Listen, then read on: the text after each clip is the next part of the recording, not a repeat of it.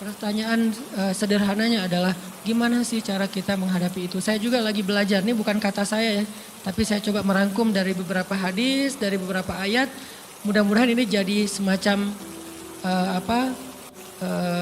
tips dari Allah, dari Rasul, cara kita supaya lebih sabar dalam menghadapi ujian, khususnya ujian perasaan. Pertama, saya mengambil dari hadis riwayat yang diriwayatkan dari Abu Hurairah, hadis Hasan. Nabi SAW mengatakan, "Ma yazalul bala'u bil mu'mini wal mu'minati fi nafsihi wa waladihi wa malihi hatta yalqallaha ta'ala wa ma alaihi khati'ah." Tidaklah seseorang selesai diuji, baik dia laki-laki orang yang beriman atau perempuan yang beriman, baik itu ujiannya terjadi pada dirinya atau melalui anaknya atau melalui hartanya, artinya ujian harta, ujian fisik, ujian perasaan, sampai dia bertemu dengan Allah dan dia tidak punya dosa. Apa maksud dari hadis ini? Ujian itu tidak akan berakhir kecuali kalau dosa kita sudah habis. Allah akan menguji kita terus untuk membersihkan diri kita dari dosa. Sehingga yang harus kita coba bangun awareness dalam diri kita kalau lagi diuji, Allah pengen membersihkan dosa saya nih. Sehingga kita ridho dengan ujian, bukan ikhlas ya. Kalau ikhlas ibadah, kalau ujian ridho, rela. Saya ridho ya Allah walaupun ini berat. Saya ridho ya Allah walaupun saya berharap Engkau beri jalan keluar. Saya ridho ya Allah walaupun saya berharap ditolong oleh Allah. Tapi tetap ridho diberikan ujian itu. Sambil berdoa diberikan jalan keluar, ditolong, diberikan keajaiban. Cuman gak mau mengeluh. Dan berdoa meminta jalan keluar bukan mengeluh, itu ibadah. Berdoa itu ibadah dalam Islam. Sehingga Allah suka banget sama hamba yang berdoa. Allah suka dengan hamba yang curhat. Nabi itu kalau lagi curhat, doanya aja bisa berjam-jam cuma doa doang tuh. Kayak hadis Aisyah pas lagi cemburu malam-malam kan. Aisyah lagi tidur, ini jatah malamnya Aisyah. Tiba-tiba dia nyari-nyari raba-raba, Nabi gak ada, dicari di kamar mandi gak ada. Biasanya Nabi sholat di sebelah Aisyah. Wah curiga nih, jangan-jangan ke rumah si Fulan. Dicari ke rumahnya, ditelepon gak aktif, mungkin lagi dicas, datang ke rumahnya. Ketuk pintu. Hafsah, Nabi di rumah kamu enggak? Enggak Aisyah, beneran. Cari ke rumah Sofia. Sofia, Nabi di sini enggak? Enggak, beneran. Cari ke rumah Maria. Maria di sini enggak Nabi? Enggak. Kemana ya Nabi? Rumah istri-istri yang lain gak ada. Pas balik ke rumahnya, ngelewat masjid, ngelihat Nabi lagi sujud di Masjid Nabawi, di mihrab. Dan Aisyah mendengar Nabi menangis sambil berdoa. Dan sujudnya itu seperti membaca 1 juz Al-Quran. Dan itu isinya doa nangis. Robbi. Jadi kalau kita katakan gak usah banyak berdoa sama Allah, malu. Justru Allah suka kepada hamba yang berdoa. Justru sebaliknya, kalau kita jarang berdoa atau enggan berdoa, buat Allah itu orang sombong. Allah gak suka hamba kayak gitu. Kamu gak butuh saya, sama kayak kita lagi ada masalah, punya teman yang punya kelebihan harta, terus kita kayak bingung gitu nyari kesana kemari pinjaman, dia gak dikasih tahu. Pas dia tahu dari orang lain, dia ngomong apa? Kamu gak nganggap saya ya? Emangnya saya bukan teman kamu? Kok kamu punya masalah keuangan tapi saya gak dikasih tahu, malah saya tahunya dari orang lain, tersinggung kan? Kalau teman kita aja tersinggung, apalagi Allah. Kamu punya masalah kok gak ngomong ke saya, wahai hambaku. Bukan berarti Allah gak tahu. Allah tahu, cuman Allah berhak, bukan ingin ya, berhak untuk dilibatkan. Allah berhak untuk dicurhatin. Allah berhak untuk dijadikan tempat kita untuk habis-habisan menangis dan melampiaskan masalah kita kepada Allah dalam bentuk curhat-curhat dan doa. Sehingga kalau kita berdoa, ya Rabbi, Allah langsung inni qarib, mendekat Allah kepada kita. Jadi teman-teman yang dirahmati Allah, kalau kita punya masalah, kita coba bangun awareness, oh Allah pengen membersihkan dosa-dosa saya nih. Terus kita berdoa, ya Allah bantu saya, ya Allah tolonglah saya, istighfar. Saya kadang-kadang ngerasa nih, kalau ada dosa, ada kesalahan, ada kekeliruan yang saya lakukan misalnya gitu. Kalau saya nggak kuat istighfarnya, bentar lagi akan diuji sama Allah. Ujinya macam-macam, alhamdulillahnya ujiannya masih ketahan. Pasti diuji sama Allah. Kalau istighfarnya nggak kuat, taubatnya tuh nggak kuat, langsung diuji sama Allah. Dan saya langsung sadar, oh benar berarti yang tadi ini lagi dihapus sama Allah. Perkencang lagi, perkuat lagi, istighfar. Kenapa? Karena kalau istighfar kita kuat, berarti kan dosa kita dihapus dengan istighfar ya. Otomatis ujian kita durasinya berkurang. Makin kuat istighfar, makin berkurang. Kalau istighfarnya udah mantap, udah selesai, Allah cabut tuh ujian kita. Diganti dengan kebaikan. Jadi teman-teman, kita coba sadari, oh kalau Allah menguji saya, memang saya banyak dosa. Sebelum kita mencari kambing hitam, nyalah-nyalahin orang lain, sebelum kita marah kepada orang lain, kadang wajar kita marah kepada orang lain gara-gara ucapannya, komennya, teks dari dia, wajar. Tapi sebelum itu marah dulu kepada diri kita atas dosa dan kesalahan kita yang baru saja kita lakukan. Atau yang dulu kita lakuin dan belum benar-benar kita tinggalkan. Kalau kita ngerasa banyak dosa di masa lalu sebelum kita taubat, hijrah, berarti mungkin itulah alasan kenapa sekarang kita diuji setelah hijrah. Kenapa agak-agak harus jungkir balik setelah kita hijrah. Kenapa harus sedikit berdarah-darah setelah kita hijrah. Anggap aja itu untuk mengkifarat, membersihkan dosa-dosa kita yang telah lalu. Supaya apa? Supaya kalau kita pulang kepada Allah, kita pulang dalam keadaan bersih. Dan itu pasti akan menjadi orang yang paling beruntung. Daripada nanti diberesin di akhirat, mending diberesin di dunia kan. Soalnya kalau diberesin di akhirat, itu lebih berat. Akhirat itu perlakuannya beda dengan di dunia. Di dunia kalau kita salah akan dibalas oleh Allah. Kalau kita belum taubat, dibalas oleh Allah sama. Tapi di akhirat ukurannya beda. Sehingga heran ya, kalau ada orang yang merasa beruntung lolos dari hukuman dunia, dia pikir dia udah lolos dari hukuman Allah. Mending dia beresin deh di dunia daripada nanti di akhir berlarut-larut. Itu bahaya banget. Kalau buat saya pribadi dan saya yakin teman-teman juga kayak gitu, gak mau ada masalah di akhirat, mending masalah di dunia aja. Tapi masalah di dunia juga kita gak mau berlarut-larut, pengen cepat dimudahin sama Allah. Caranya istighfar. Tidaklah Allah memberikan kepada kita ujian, kecuali salah satu alasannya pengen menghapuskan dosa. Idza kathurat dzunubul abdi walam yakun lahu min amalin liyukaffiraha fabtalahu Allahu bil hazan liyukaffiraha. Kalau seorang hamba banyak dosa dan dia nggak cukup amal untuk mengkifarat dosa-dosanya, Allah akan menguji dia dengan rasa sedih, dengan rasa kecewa, dengan rasa berat, sakit hati untuk mengkifarat dosa-dosanya. Itu yang kita bangun. Sehingga kalau ada masalah sama orang lain, kita memperbaiki diri dulu. Bukan sibuk dengan kesalahan dia terus menerus yang nggak mau kita maafin. Misalnya ada teman kita nih, jadi clash sama kita. Hal pertama yang kita bangun, astagfirullahaladzim saya banyak dosa nih. Tapi kan yang salah dia, ya. Tapi mungkin dia nggak akan mengatakan kalimat itu, nggak akan bersikap kayak gitu kalau kita nggak punya dosa. Allah sengaja mengutus dia untuk menguji kita lewat kata-katanya, lewat perilakunya, karena kita punya dosa. Jadi penyebab pertama diuji itu bukan teman kita yang salah, itu penyebab kedua. Memang dia salah. Dan itu harus kita akui, realistis lah. Dia salah, dia nggak pas, dia nggak bijak, dia apa. Oke, tapi yang mentakdirkan dia salah kepada kita, Allah Subhanahu Wa Taala. Kenapa Allah takdirkan gitu? Karena kita masih punya banyak dosa. Allah kirim kita ujian, bisa manusia, bisa alam, bisa dalam diri kita sendiri. Itu semuanya adalah cara Allah untuk menguji kita dan membersihkan dosa-dosa kita. Ini yang kita bangun pertama. Yang kedua, kata Nabi di dalam hadis Bukhari, "May yuridillahu bihi khairan." Yang terkenal kan yufaqihu fiddin, itu yang terkenal. Ternyata ada dua modelnya. Ada may yuridillahu bihi khairan yufaqihu fiddin.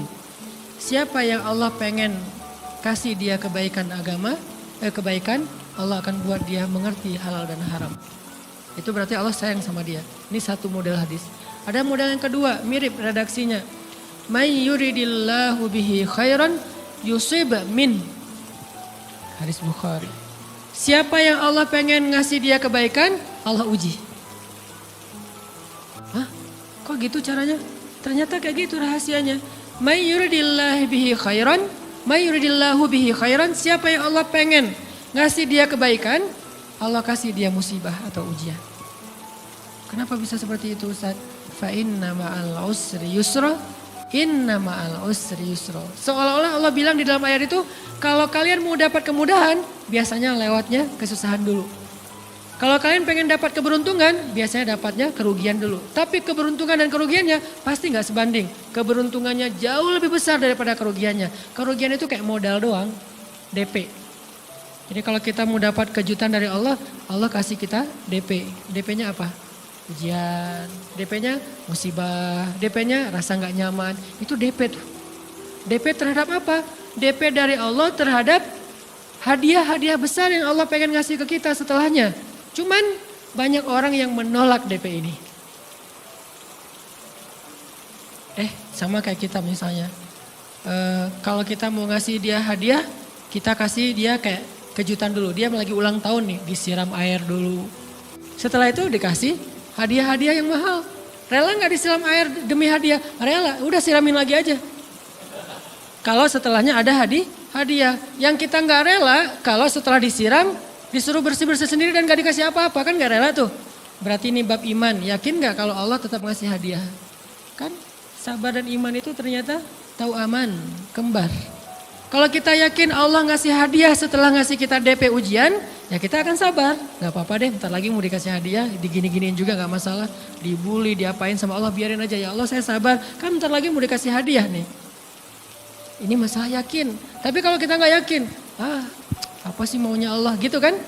Begitu kalimat ini keluar, maka yang muncul setelahnya adalah mengeluh, berputus asa, dan gak akan sabar menghadapi ujian.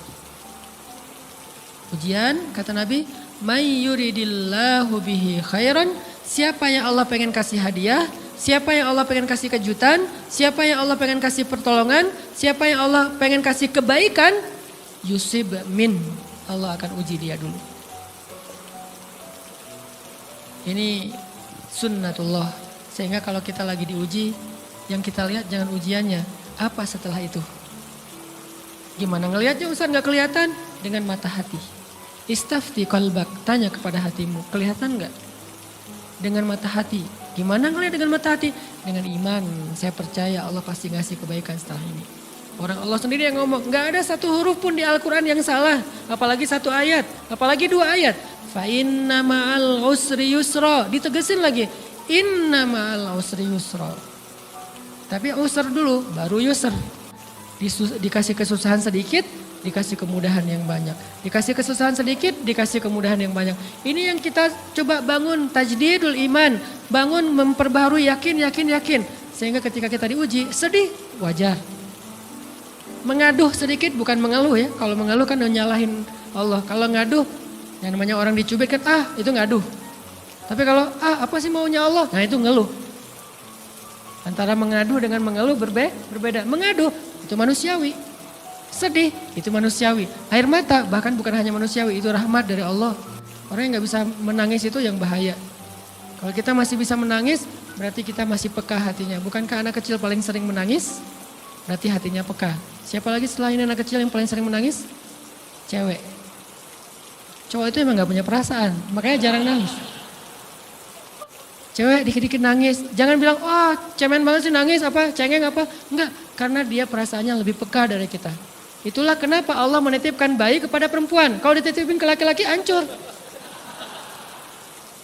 Di balik kepekaan perempuan, di balik sensitifnya perempuan, di balik perasaannya yang luar biasa, di situ Allah Subhanahu wa taala menitipkan amanah, dia yang paling baik dalam merawat bayinya. Perempuan secara umum mungkin lebih banyak bicara daripada laki-laki ya. Walaupun ada orang yang perempuan pendiam banget, ada yang gak ngomong sama sekali, misalnya diem-diem aja, ada. Tapi secara umum perempuan lebih banyak berucap daripada laki-laki. Emangnya ini kekurangan? Bukan. Ini kelebihan. Kalau dia berikan itu dalam hal yang tepat. Apa yang tepat? Mendidik anak. Justru karena perempuan banyak ngomong, lebih baik dalam mendidik anak daripada laki-laki. Laki-laki itu kurang mendidik, kurang mengedukasi kepada anak dengan usia tertentu karena dia jarang memahamkan. Salah hanya marah, salah hanya ditegur. Kalau ibunya jelasin, gini sebelum tidur ibunya yang ceritain banyak cerita. Saya sendiri ngalamin. Sering mana seorang ayah sama ibu interaksi sama anak dalam bentuk verbal. Sering ibu. Jadi menangis itu rahmat dari Allah. Gak apa-apa, nangis aja. Dan itu tidak disebut mengeluh. Kamu kok nangis sih? Kan orang Islam harus sabar. Emangnya nangis dengan sabar itu bertolak belakang? Sabar tetap sabar, ya nangis jalan aja terus nangis. Nangis apa pakai nangisnya nggak cuma nangis doang, emotikonnya juga nangis, berderai-derai gitu. Sampai air matanya menggenang gitu kan ya, boleh lah. Ditambah lagi dengan visual menangisnya, posting bahwa dia lagi tertusuk duri dengan postingan kaktus atau apalah. Dia pengen share ke semua orang bahwa saya sedang sedih. Sehingga nanti ketika ada orang yang menghibur dia dengan sedikit kata-kata yang sabar ya segala macam, wah makin berderai-derai. Itu belum jadi, kecuali dia keluarkan kata-kata mengeluh, baru dia disebut orang yang banyak mengeluh, berputus asa. Kalau mengadu, wajar. Walaupun ada nabi udah diuji berat gak mau mengaduh, apalagi ngeluh. Zakaria, digergaji, mengadu aja enggak. Kenapa? Karena kata malaikat, kalau kamu mengadu sedikit aja, maka Allah Subhanahu wa taala akan menghancurkan kaum ini. Dia kasihan kepada kaumnya, enggak mau mengaduh. Satu-satunya orang yang kita tidak boleh mengadu hanya orang tua. Atau itu mengeluh kalau untuk orang tua.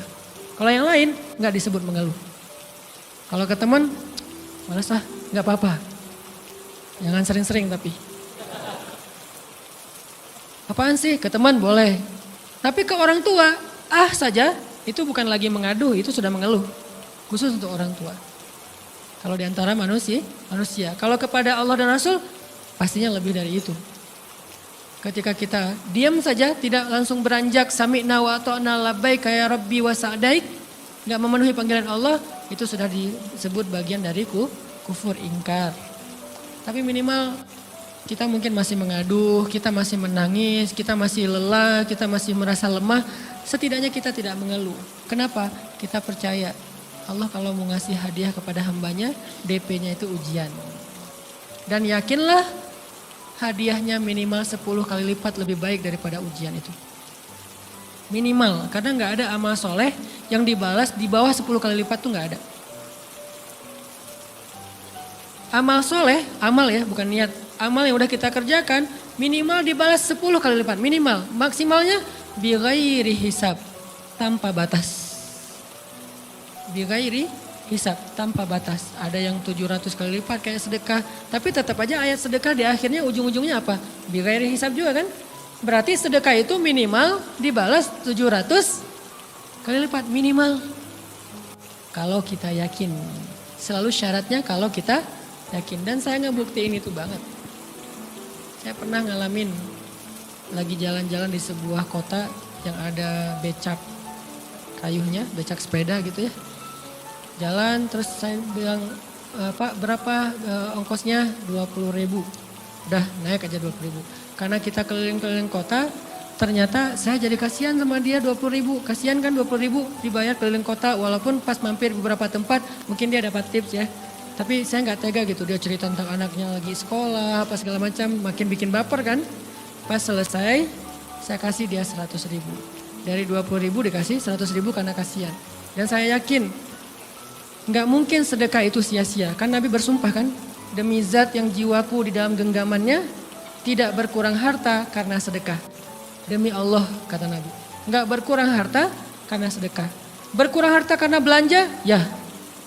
Berkurang harta karena pacaran? Banget. Modal banget kan? Apalagi buat cowok. Tapi berkurang harta karena sedekah? Nggak mungkin kata Nabi. Demi Allah nggak berkurang harta karena sedekah. Berkurang harta karena istri? Nggak. Karena memberi kepada istri itu pahalanya lebih gede daripada sedekah. Makanya ngemodalin pacaran setelah nikah itu tumbuh berkah. Modal pacaran sebelum nikah itu hapes. Jadi kalau pengen modal nih, ngemodalin cewek, traktir, ngapa-ngapain, bayarin, jangan sebelum nikah. Sebelum nikah jadi orang pelit aja, nggak apa-apa. Tapi setelah nikah, jor-joran ngasih, apalagi yang, bayarin semuanya. Kenapa? Pahalanya lebih gede daripada sedekah. Bahkan lebih gede daripada infak fi sabilillah. Seorang suami memberi nafkah istri, itu pahalanya terkadang lebih besar daripada kita berinfak untuk fi sabilillah, untuk korban perang. Saya heran kalau ada orang sedekahnya rajin tapi ke istrinya kikir, aneh, berarti dia nggak ngerti konsep. Padahal memberi kepada istri itu selama itu kebutuhan pokok ya, dan sedikit entertain, nggak apa-apa asal nggak berlebihan, itu luar biasa. Makanya saya kalau jalan sama istri yang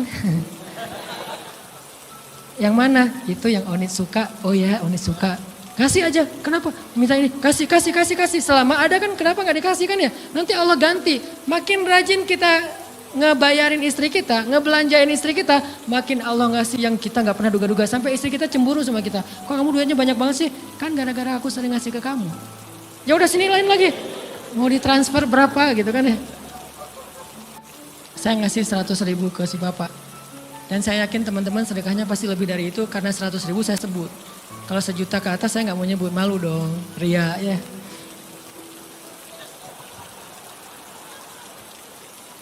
Sebenarnya nggak pernah sih. 100.000 deh, karena kan kecil, saya kasih 100.000. Ternyata begitu saya kasih 100.000, dia doa. Nah ini nih, pentingnya sedekah ke orang yang membutuhkan tapi nggak minta-minta, dia tulus. Dia langsung doa, ya Allah Pak mudah-mudahan rezekinya lancar, berkah, bertambah dan segala macam bahagia keluarganya. Doa-doa ini semuanya dikabulkan dalam hitungan hari. Pertama, bertambah bahagia rumah tangganya, dapat kecupan dari istri. Dia nganggap suami saya cowok banget sih. Mulai 1 nih.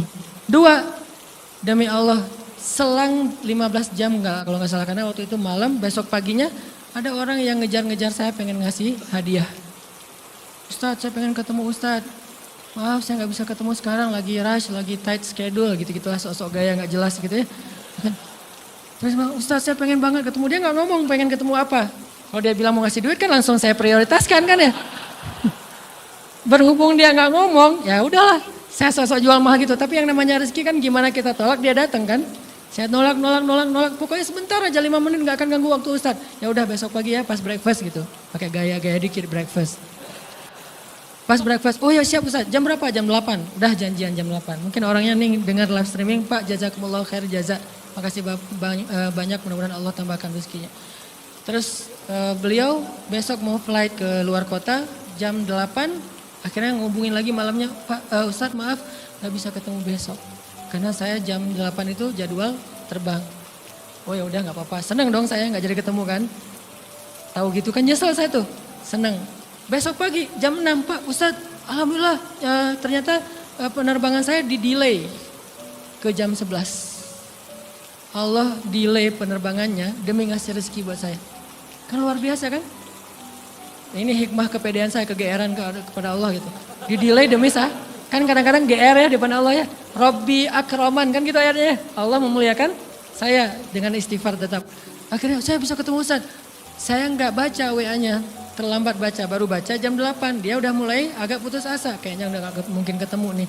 Jam 8 pas saya baca, ternyata orangnya nggak di delay. Ya udah saya balas, ya udah sekarang saya tunggu ya jam 9. Maaf, cuma sebentar. Enggak apa-apa Ustaz 5 menit. Datang dia. Datang ngasih apa? Ngasih duit 200 juta.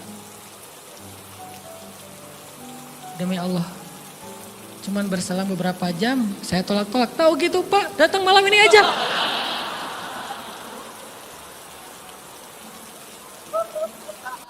Harusnya malam itu juga saya cari orangnya. Kalau perlu saya yang nyamperin Bapak. Sherlock, saya kejar. Manusia gitu banget ya. Tapi Masya Allah di situ saya jadi tahu, oh doa orang itu lebih akurat, lebih mantap, lebih diijabah daripada doa saya. Mungkin bukan karena sedekah, tapi karena doa setelah sedekah. Ya Allah dan segala macam dimudahkan sama Allah. Itu luar biasa loh. Saya nggak percaya, saya pikir main-main. Orang ini iseng kayaknya pengen ketemu doang, pengen selfie. Ternyata pas saya cek, ditransfer, di capture, Ustadz udah ditransfer. Saya, wah jangan-jangan ini jebakan Batman gitu ya. Nyari-nyari sana segala macam. Alhamdulillah ternyata emang niat baiknya pengen, alhamdulillah saya terkesan, saya dapat hidayah lewat Ustadz segala macam. Sekarang saya pengen membalas jasa Ustadz walaupun kecil 200 juta.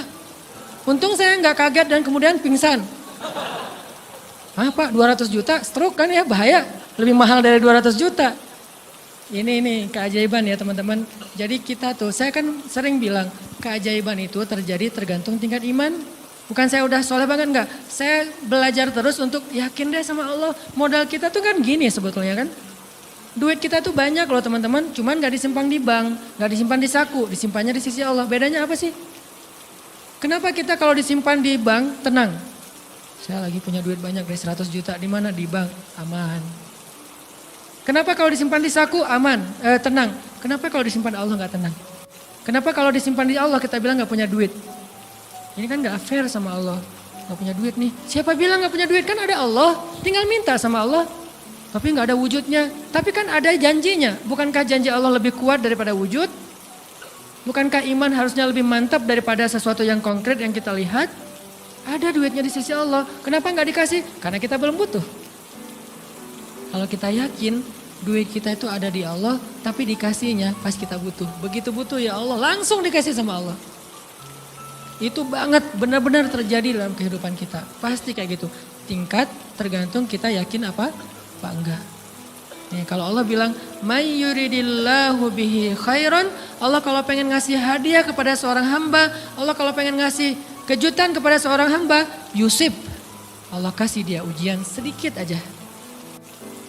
وَلَنَبْلُوَنَّكُمْ بِشَيْءٍ sedikit bisyai'im minal khawf